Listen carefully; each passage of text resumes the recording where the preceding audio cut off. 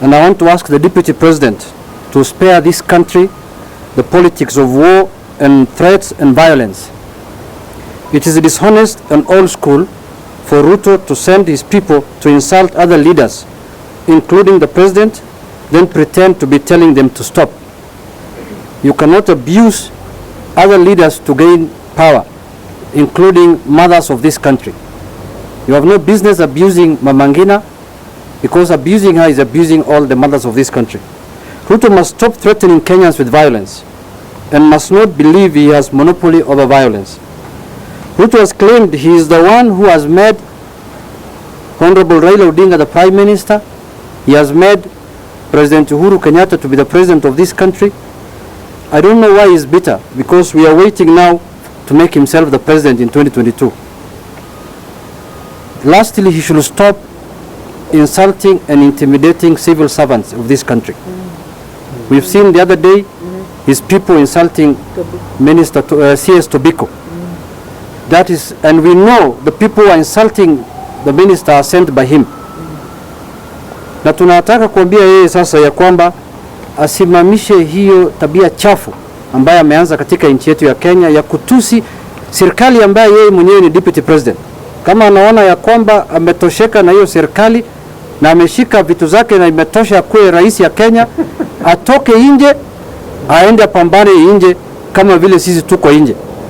Huwezi kukunyia ile sahani ambayo unakulia.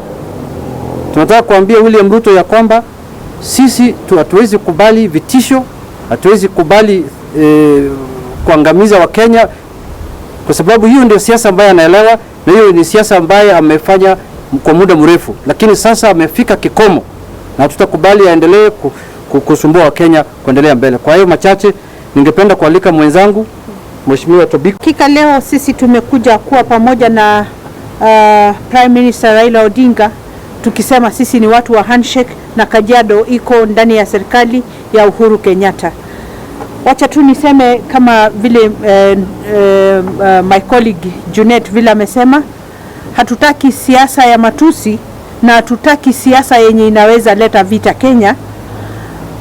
Na niambie wale wenzetu Oscar Sudi na Mheshimiwa Ngeno kwamba kama wao ni wanaume kamili, jamani waende wangangane na wapigane na wanaume wenzao, waachane na mama zetu. Waachane na mama zetu, lakini kama wanataka sana kupigana na mwanamke, wakutane na mwanamke mwenye kwa siasa kama mimi.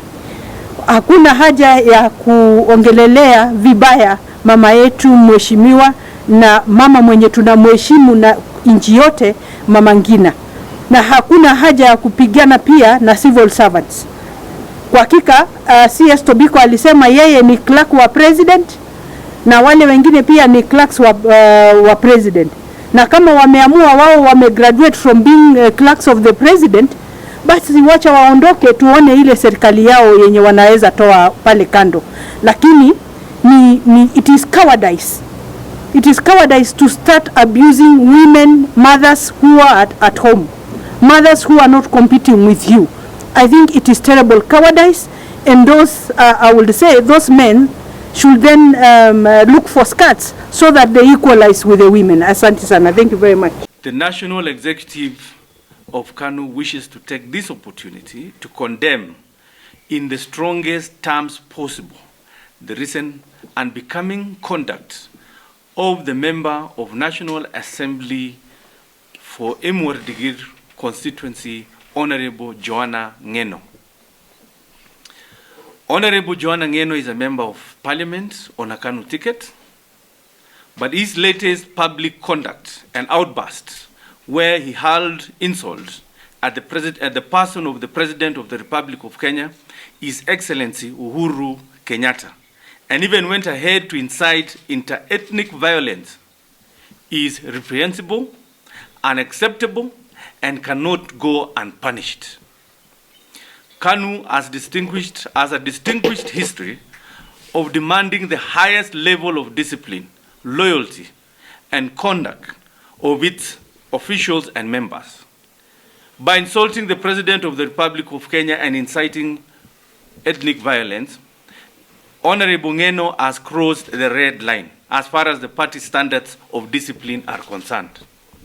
The party cannot tolerate this kind of uncivilized conduct from a person who carries the flag, its flag, and benefits from its brand. In this regard, the party finds Honorable Ngeno's membership in Kanu unattainable and therefore calls upon him to resign from the party in accordance with Section 14/2/1, 2, and 3A of the Political Parties Act 2011.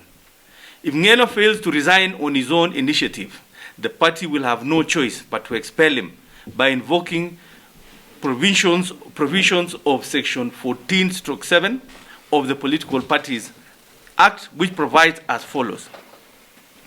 A member of a political party may only be expelled from the political party if the party has infringed, let me repeat, a member of a political party may only be expelled from that particular political party if the member has infringed the constitution of the political party and after the member has been afforded a fair opportunity to be heard in accordance with the internal party disputes resolution mechanisms as prescribed in the constitution of the party. It is regrettable that apart from hurling insults and disparaging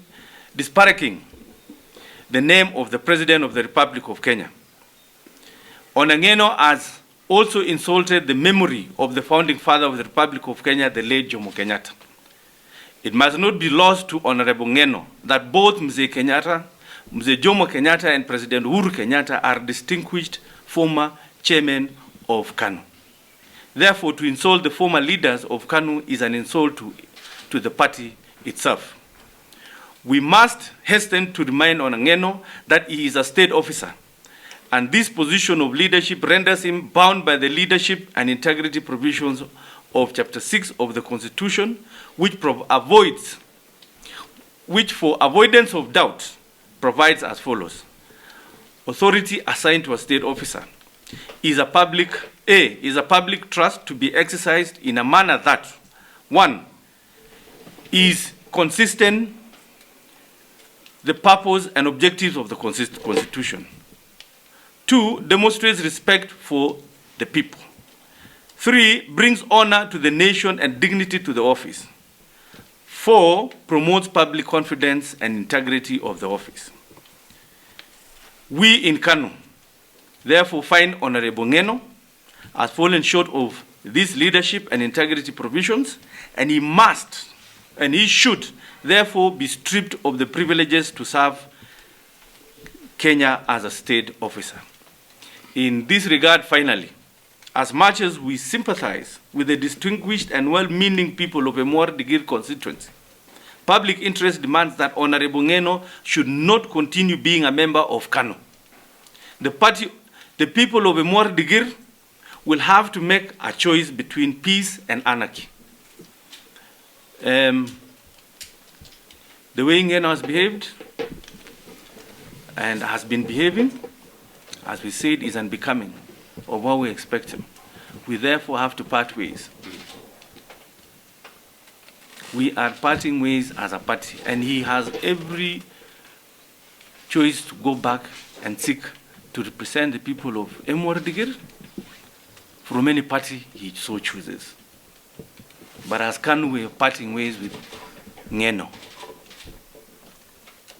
And we do apologize on behalf of the party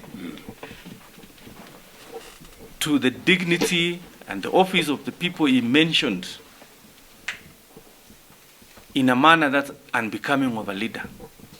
We have other ways of expressing our frustrations, and I urge other leaders also who are really in the same boat with Ngeno, and I can't speak on their behalf because they do not belong to our party, but as a national party, let us restrain our utterances. This is a country that we have been through hardship and times of difficulty to the extent that people were summoned to international courts because of our actions and utterances like this. So we really have to say it's unfortunate, really unfortunate that a leader can go and lower his dignity to the extent that Ngeno, today we are parting ways. And we will follow, we will soon call the disciplinary committee. If he fails to resign, we will force him to resign and go for a re-election. We are ready to actually go back to the people of Emorigir and ask for forgiveness for having sponsored him as a member of our party.